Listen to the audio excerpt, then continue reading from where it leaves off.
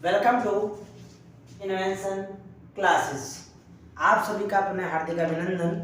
आज चतुर्थ दिवस है।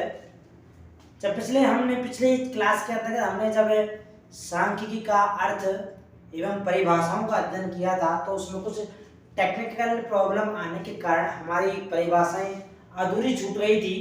तो आज उन परिभाषाओं का जो परिभाषाएं छूट गई थी हमारी चार बाउले की, यूल कैंडल की, हॉरेस सेक्रेस्ट की, वॉलिस की, इन चारों परिभाषाओं का विस्तार पूर्वक आज अध्ययन करेंगे।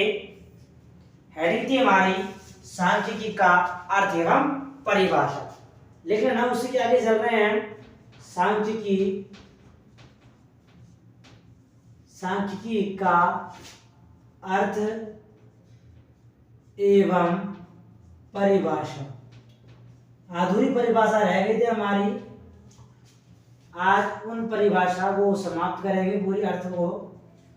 परिभाषाओं के अंतर्गत जो चतुर्थ परिभाषा गई थी, हमने पिछली बार बताया था कि जो विद्वानों ने परिभाषा दी उसमें नाम बहुत सारे नाम थे। यूल कैंडल का था, वॉलिस रॉबर्ट्स का था, हॉरेस सेक्रेस्ट का था, बाउले का था, कॉर्नर का था। ये प्रमुख विद्वान रहे जिन्होंने अर्थ सांख्यिकी के अर्थ परिभाषाओं को व्यक्त किया है।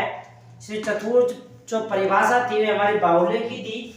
बाउले साहब ने जो अपनी परिभाषा में कहा, उन्होंने सांख्यिकी को एक संख्यात्मक तथ्यों के रूप में प्रस्तुत किया कि जो सांख्यिकी होती है वह संख्यागत तथ्यों के रूप में होती है। ये किसी अनुसंधान से संबंधित, अनुसंधान में जो आंकड़े होते हैं हमारे, उन आंकड़ों से संबंधित जो संख्यात्मक तथ्य होते हैं, एक दूसरे से वे तथ्य जो एक दूसरे से क्या होते हैं, संबंधित होते हैं, जुड़े हुए होते हैं, उन तथ्यों का अध्ययन किया जाता है। इसमें इन्होंने अपनी परिभाषाओं के द्वारा तीन विशेषताओं भी व्यक्त की, तीन विशेषताओं के बारे में बताया। परिभाषा लिख लेते हैं पहले वो कि समंक किसी अनुसंधान से संबंधित, समंक किसी अनुसंधान से संबंधित, समंक किसी अनुसंधान से संबंधित, समंक किसी अनुसंधान से संबंधित विभागों के तथ्यों का, विभागों के तथ्यों का, विभागों के तथ्यों का एक संख्यात्मक क्या है, विवरण है। संख्यात्मक क्या है, संख्यात्मक विवरण बताया गया है। विभागों के तथ्यों का संख्यात्मक विवरण है। सामंत किसी अनुसंधान से संबंधित विभागों के तथ्यों का एक संख्यात्मक विवरण है जिन्हें एक दूसरे से संबंधित, जिन्हें एक दूसरे से संबंधित, यानी वो आंकड़े जो होते हैं, जो विभागों के तथ्यात्मक संख्यात्मक जो आंकड़े हैं, वे आंकड़े एक दूसरे से क्या होते हैं, संबंधित होते हैं, एक दूसरे संबंधित रूप से प्रस्तुत किया जाता है, संबंधित रूप से प्रस्तुत किया जाता है।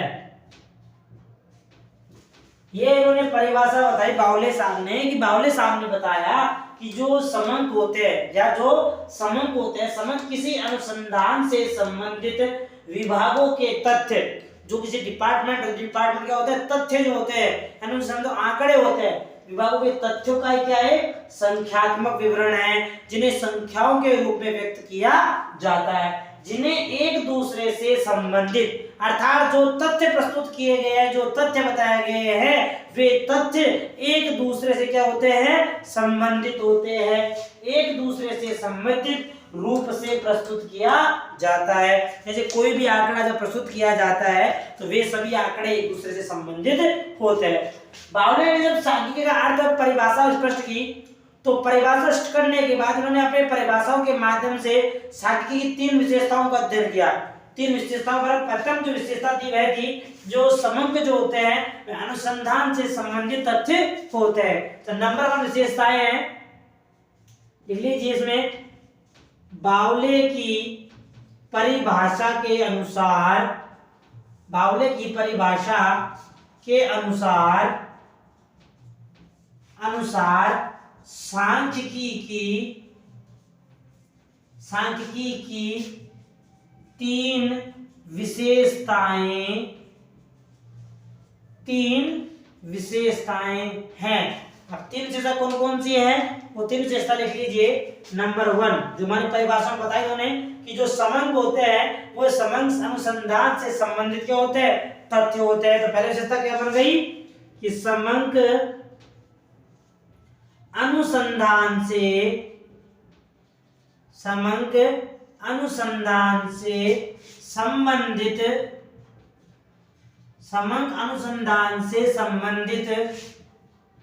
तथ्य होते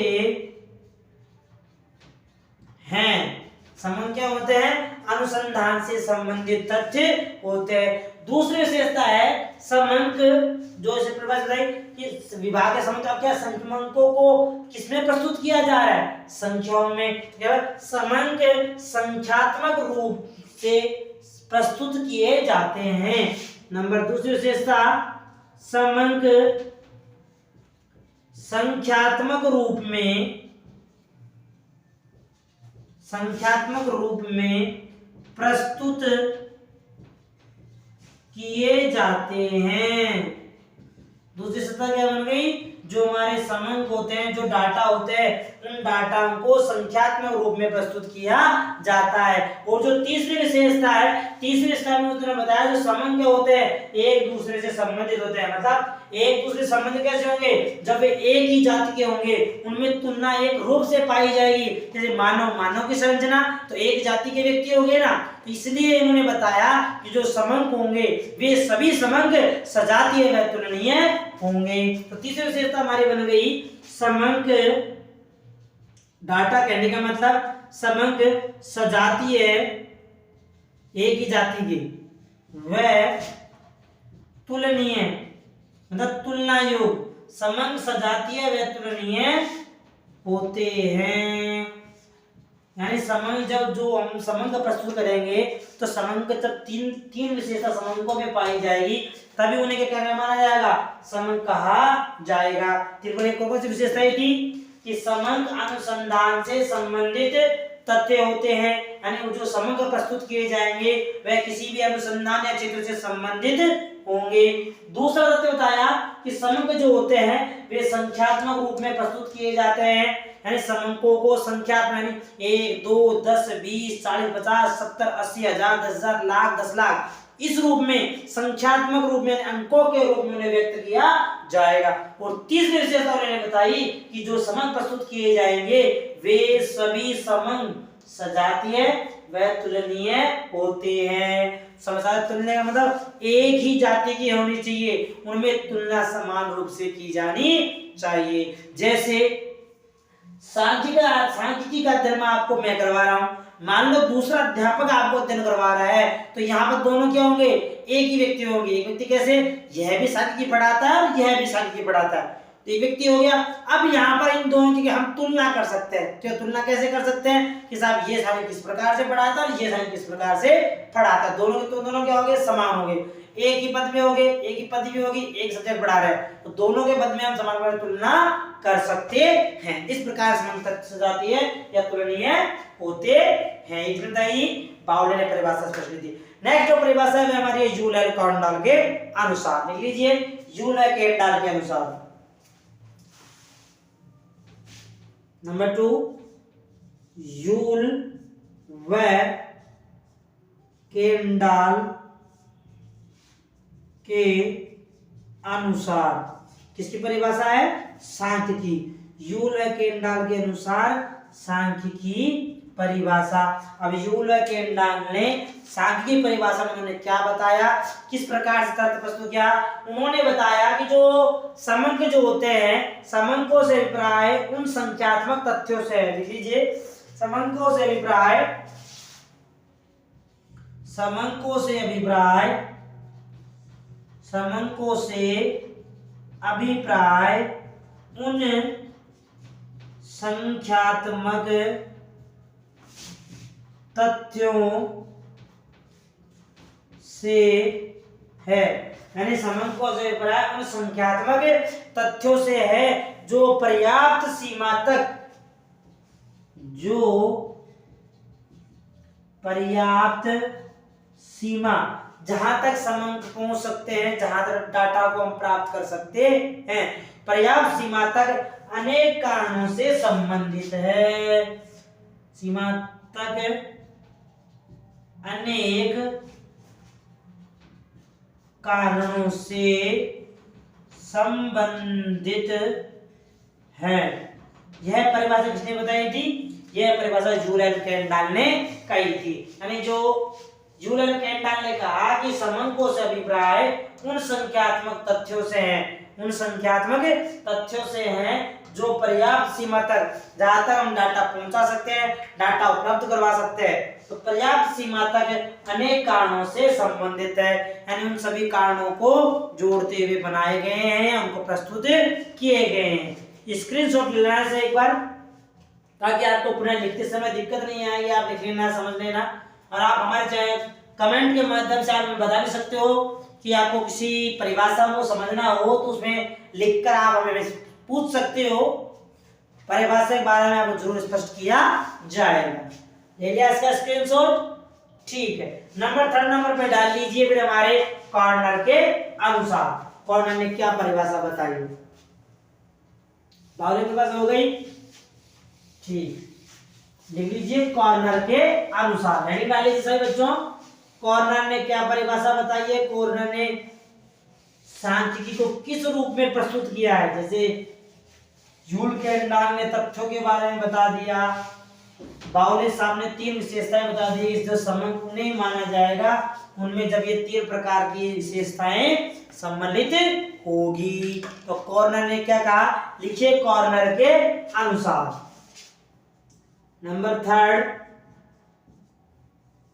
कॉर्नर के अनुसार। कॉर्नर ने क्या परिभाषा स्पष्ट की है? कॉर्नर ने क्या बताया है हमको कि सांख्यिकी होती क्या है? देखिए, समंक किसी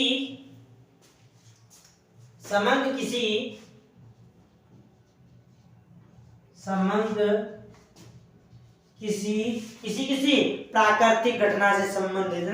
उन्होंने कि समंक चाहे प्राकृतिक घटना से संबंधित हो, चाहे सामाजिक घटना से संबंधित हो, उन्हें अच्छी तरह से मापा जाए, अच्छी तरह से उन्हें गणना की जाए, सही प्रकार से उन्हें विन्यासित किया जाए, यानी सही क्रम में उन्हें जमाया जाए। तो समंक किसी प्राकृतिक या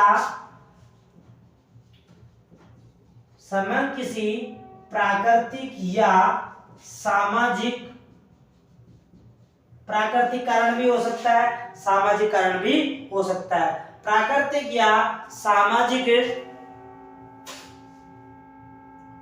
समंक किसी प्राकृतिक या सामाजिक माप के रूप में, बच्चों माप के रूप में, प्राकृतिक या सामाजिक, प्राकृतिक और सामाजिक क्या होगी हमारे लिए?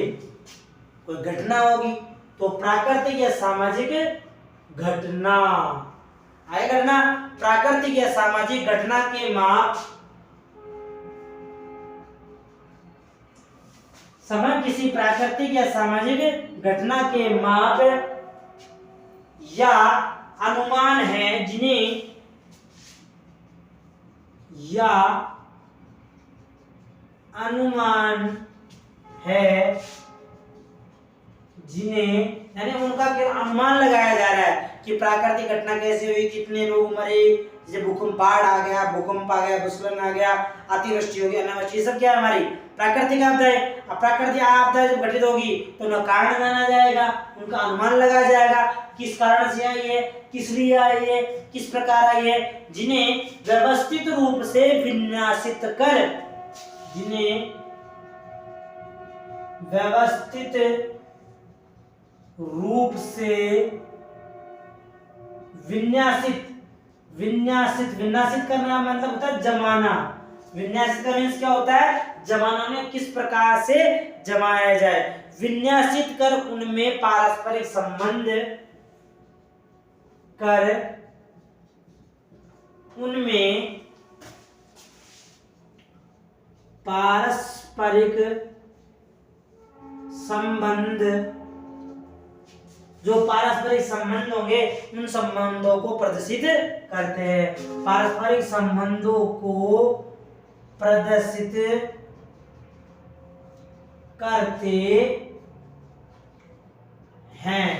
ये किसने कहा, कॉर्नर बताया। मैं रिपीट कर रहा हूं एक बार, कॉर्नर ने क्या बताया। कॉर्नर के अनुसार समंक जो होते हैं वे समंक किसी प्राकृतिक या सामाजिक, प्राकृतिक घटना जैसे मैंने बताया आपको, बाढ़, भूकंप, भूस्खलन, अतिवृष्टि, अनावृष्टि, ये सब ये क्या, सूखा, ये सब क्या है, प्राकृतिक। सामाजिक आपदा, मानव के द्वारा कोई बम गिरा दिया गया, किसी केमिकल पदार्थ छोड़ो बीमारी फैला दी गई, या कचरा कर दिया, कचरे से बीमारियां फैल गई। सामाजिक घटना जैसे मार्केट के अंतर्गत लड़ाई दंगे हो गए, उससे सामाजिक घटना हो गई हमारी। तो प्राकृतिक या सामाजिक घटना के माप करना या अनुमान लगाना, यानी वह घटना जो घटित हुई है वह किस प्रकार से हुई है, कितनी हुई है, उसका अनुमान लगाया जाए। जैसे लाख रुपए का नुकसान हो गया, 2 लाख का हो गया, 20 करोड़ का हो गया, इस प्रकार का अनुमान लगाया जाता है। उन्हें व्यवस्थित रूप से विन्यासित कर उनमें पारस्परिक संबंधों को प्रदर्शित किया जाता है। किसने कहा था, ये कॉर्नर ने कहा था। अगली परिभाषा लिए हॉरेस सैक्राइस्ट के अनुसार, नंबर 4 नंबर, हॉरेस सैक्राइस्ट। हॉरेस सैक्राइस्ट के अनुसार सांख्यिकी की परिभाषा। अब हॉरेस सैक्राइस्ट ने कहा कि जो हमारे समंक होते हैं उन समंकों को तथ्यों के रूप में, तथ्यों के परिणाम के रूप में जब उन्हें संख्यात्मक प्रस्तुत किया जाएगा या उनकी मदों की गिनती की जाएगी, वही हमारी सांख्यिकी कहलाएगी। तो ये समंक तथ्यों के, समंक तथ्यों के, तथ्यों क्या, परिणात्मक मापन आएगा तथ्यों का, तो समंक तथ्यों के परिणात्मक पहलुओं,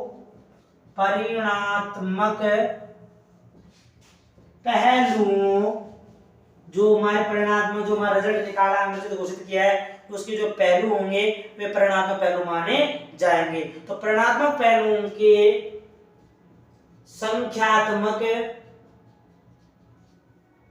संख्यात्मक विवरण है, जो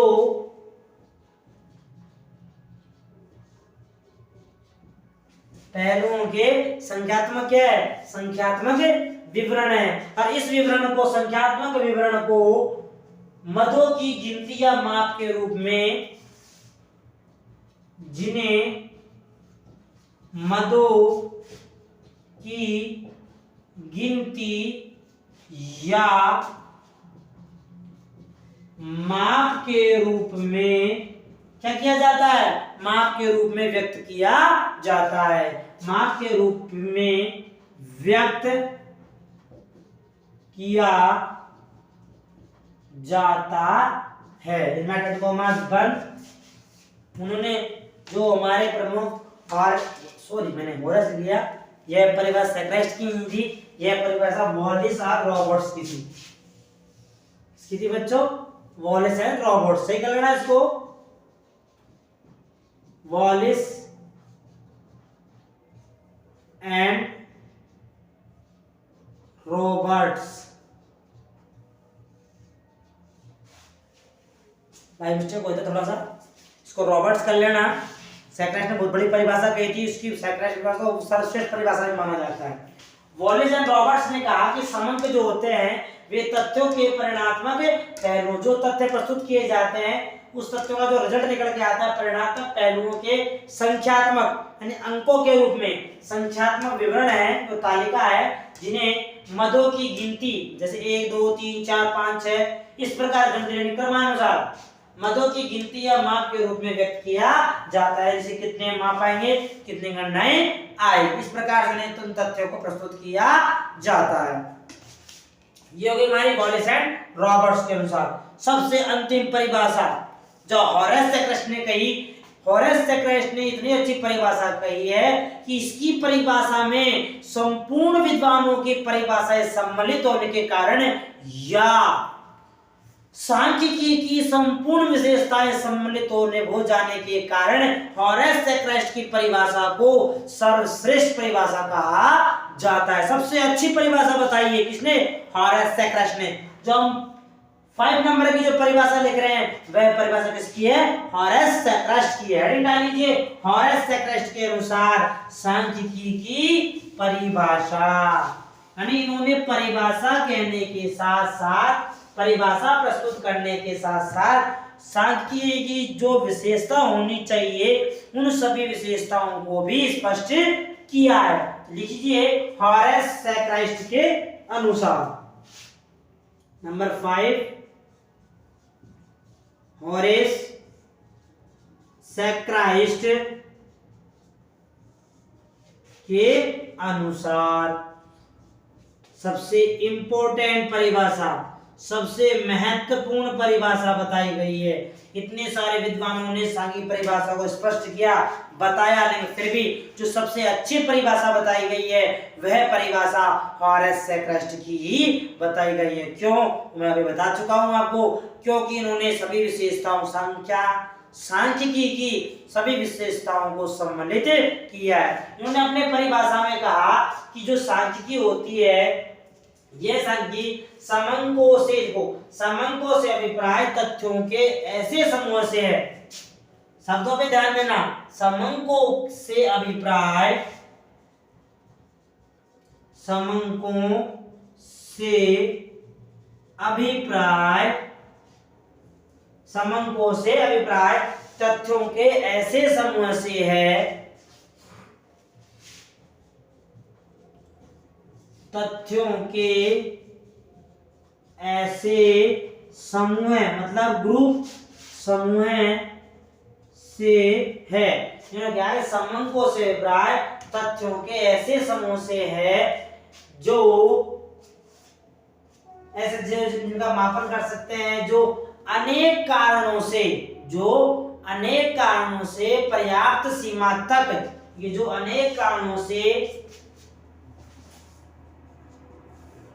जो अनेक कारणों से पर्याप्त सीमा तक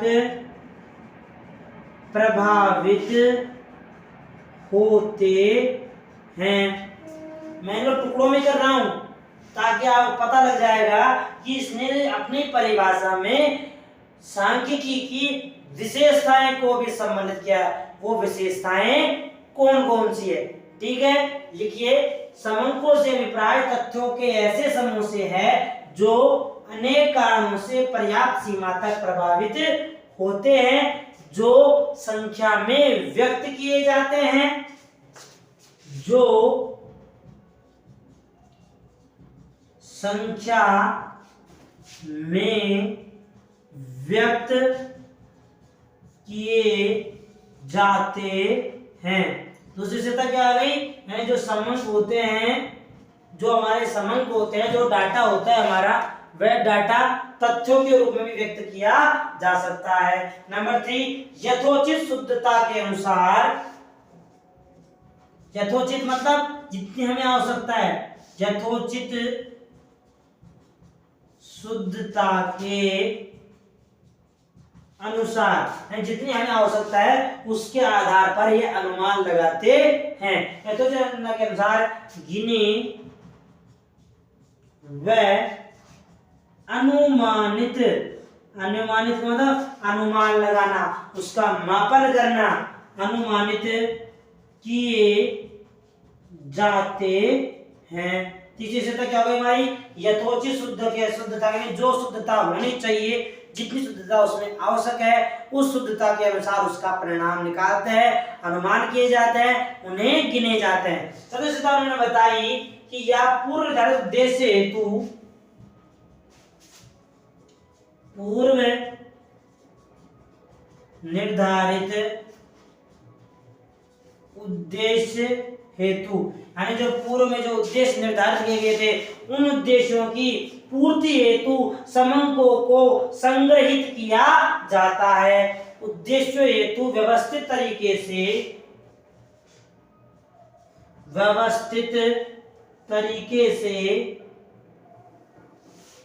रूप कर लो इसको,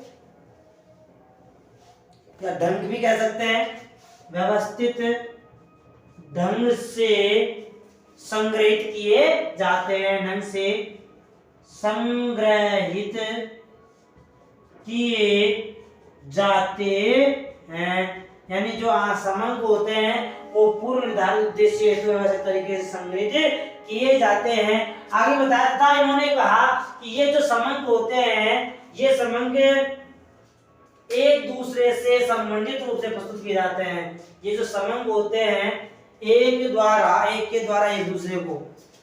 नंबर 5, ये एक दूसरे से संबंधित रूप में प्रस्तुत किए जाते हैं। एक दूसरे से संबंधित रूप में प्रस्तुत किए जाते हैं। ये इसकी परिभाषा होगी साहब। इन्होंने अपनी परिभाषाओं के अंतर्गत इन 4 विशेषताओं को सम्मिलित किया, इसलिए जो हॉरेस सेक्रेस्ट की परिभाषा बताई गई है यह परिभाषा सर्वश्रेष्ठ बताई गई है। हॉरेस सेक्रेस्ट की परिभाषा को सर्वश्रेष्ठ परिभाषा भी कहा जाता है। क्यों कहा जाता है? देखिए, हॉरेस सेक्रेस्ट के अनुसार समंकों से अभिप्राय तथ्यों के ऐसे समूह से है जो अनेक कारणों से पर्याप्त सीमा तक प्रभावित होते हैं। नंबर 1 यानी अनेक कारणों से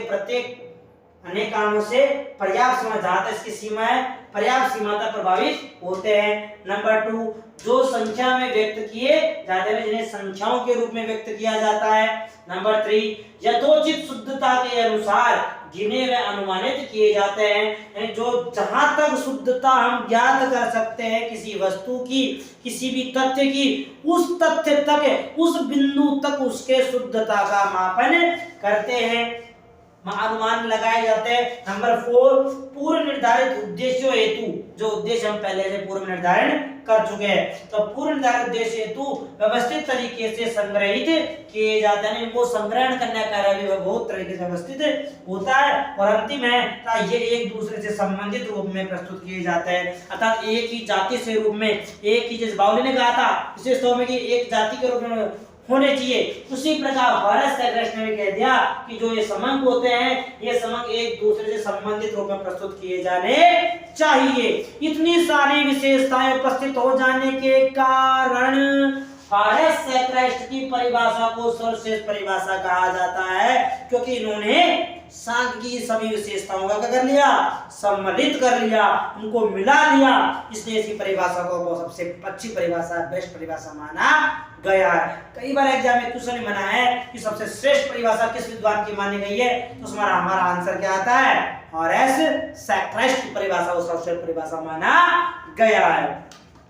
ये थे हमारे सांख्यिकी का अर्थ एवं परिभाषा है। विद्वानों ने कौन कौन सी परिभाषाएं बताई, उन परिभाषाओं के बारे में बताया गया। हमने 5 पूर्व में परिभाषाएं पढ़ चुके थे हम 4-5, लेकिन तकनीकी प्रॉब्लम के कारण हम लोग ये परिभाषाएं रह गई थी, बीच में पढ़ा दिया था लेकिन हो नहीं पाया था। जो मैंने आज अगली क्लास के अंतर्गत, चतुर्थ क्लास के अंतर्गत इन परिभाषाओं को डिफाइन कर दिया है, खत्म कर दिया। ये हमारा आज परिभाषाओं का खत्म। अब जो आगे स्टेप चलेगा, हॉरेस सेक्रेस्ट जो विशेषता बताई है, इन विशेषताओं के बारे में समझाया है कि समंक किस प्रकार से होनी चाहिए, कैसे होने, मैं आपको एक उदाहरण के द्वारा भी समझाऊंगा कि समंक में क्या गुण होने चाहिए, समंक किस प्रकार से प्रस्तुत होने चाहिए और किन तथ्यों को, किन बिंदुओं को समंक कहा जाएगा, ये सब शामिल तथ्य है। इसका भी स्क्रीनशॉट ले लेना एक बार, थोड़ा मैं साइड में देता हूं। सर्वश्रेष्ठ परिभाषा कह दो या इसको इंपॉर्टेंट परिभाषा कह दो, इंपॉर्टेंट डेफिनेशन और एस सेक्रेस्ट की एग्जाम में कई बार क्वेश्चन पूछ चुका है और सेक्रेस्ट के मामले में, ठीक है।